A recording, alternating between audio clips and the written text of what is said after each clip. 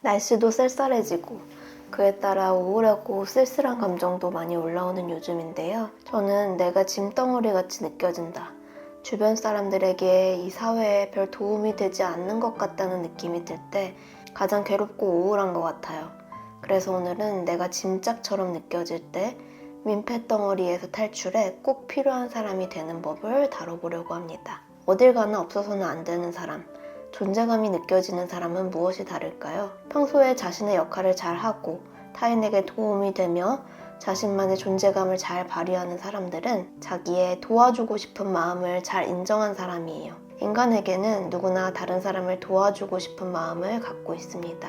그래서 다른 사람이 위기에 처했을 때 내가 도와줄 수 있을 것 같은 상황에서 도와주고 싶은 마음이 올라와 나를 움직이게 하는 거예요. 그런데 내 안에 있는 도와주고 싶은 마음을 인지하지 못하는 사람들은 어떤 상황이든 딱히 남을 도와주고 싶다는 마음이 올라오지 않아요. 스스로를 생각했을 때 쿨한 사람, 냉정한 사람이라고 자신을 평가하고 나는 현대인이라서 남에게는 별 관심이 없다. 나만 잘 살고 싶다는 마음만 올라옵니다. 그래서 이런 사람들의 경우에는 타인의 어려움이 잘 보이지 않고 어려움이 보이더라도 내 일이 아니라는 생각만 들 뿐이에요. 결국 내 어려움만 보이는 사람, 다른 사람을 도울 줄 모르는 사람은 관계 속에서 타인에게 영향력을 발휘하지 못하게 되고 점점 존재감도 약해집니다. 주변 사람들을 돕지 않으니 내 세상은 나에게만 한정되고 내 효용성이나 쓸모를 느낄 일도 줄어들고요. 이렇게 자의적으로든 타의적으로든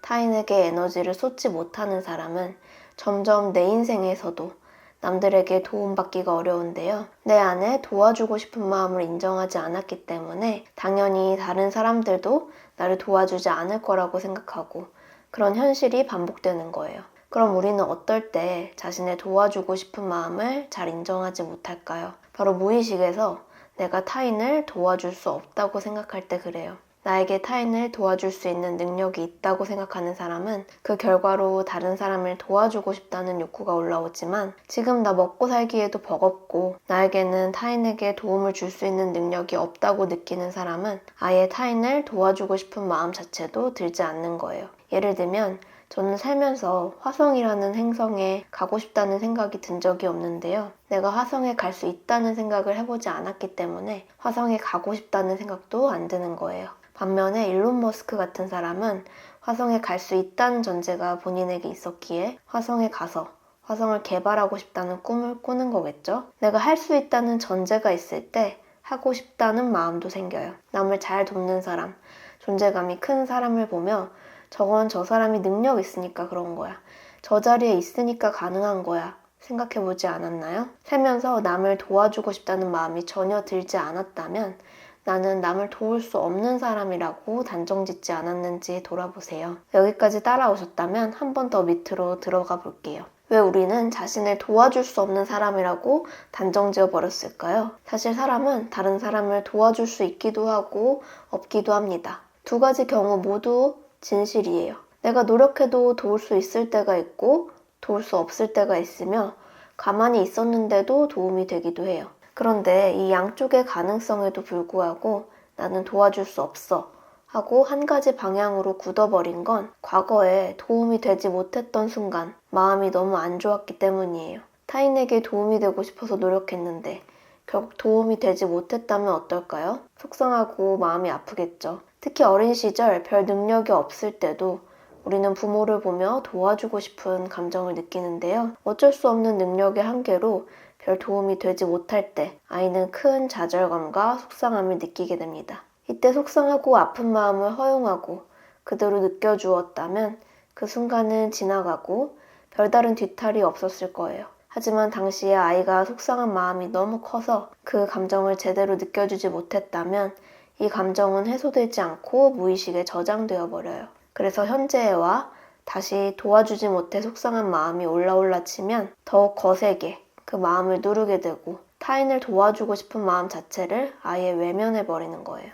지금까지의 이야기에 공감이 되셨다면 도움이 되지 못해 슬픈 마음을 일부러 발견하고 알아차려주는 게 필요한데요. 작은 경우라도 내가 도움이 되지 못해서 속상한 순간들을 애써 외면하지 말고 미안한 마음, 속상한 마음을 느껴주세요. 특히 이런 마음이 큰 사람일수록 다른 사람을 도와주고 싶은 마음이 들 때마다 아니 내가 왜 도와줘야 돼 하면서 혼자 화를 내거나 신경질을 부리는 식으로 반응하기가 쉬워요. 사람은 너무 미안할 때, 그래서 고통스러울 때 화가 나기도 하더라고요. 도와주지 못해서 속상한 마음, 미안한 마음을 인정해주면 오히려 소중한 사람에게 도움이 되지 못할 때 과민 반응하지 않고 담담하게 대처할 수 있어요. 자신의 돕고 싶은 마음을 인정하는 또 하나의 방법은 도움받고 싶은 마음을 인정하는 거예요.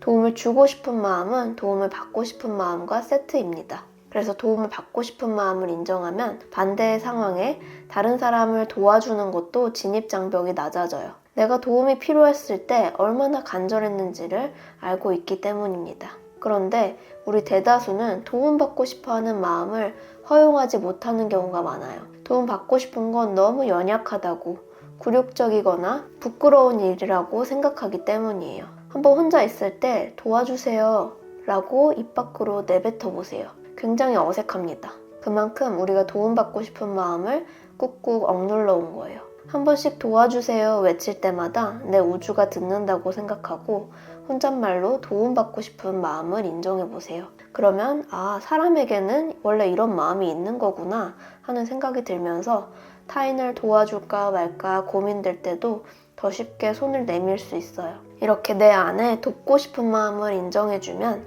사람이 적극적으로 변합니다. 내게 도와줄 수 있는 능력이 있다는 걸 알게 되고 도움이 필요한 사람이 보이면 적극적으로 행동할 수 있어요. 그렇게 자꾸 도움을 주다 보면 내가 어떤 부분은 잘 도와주고 어떤 부분은 잘 못 도와주는지도 파악할 수 있는데요. 그러면 내가 타고 태어난 능력이 무엇인지, 잘하는 것, 적성이 무엇인지도 이해하게 되어서 자신과 맞는 일을 찾기도 쉬워집니다. 어떤 사람은 맛있는 요리를 해줄 때 타인을 가장 잘 도와줄 수 있어요. 또 다른 사람은 따뜻한 말을 해줄 때 타인을 가장 잘 도와줄 수 있고요. 결국 내가 가진 능력을 통해서 남을 돕고 또 부족한 능력을 통해서 도움을 받을 때 인간은 가장 행복합니다. 우리 안에 도와주고 싶은 마음을 인정해 더욱더 적극적으로 세상과 교류해보면 어떨까요? 제가 준비한 이야기는 여기까지예요.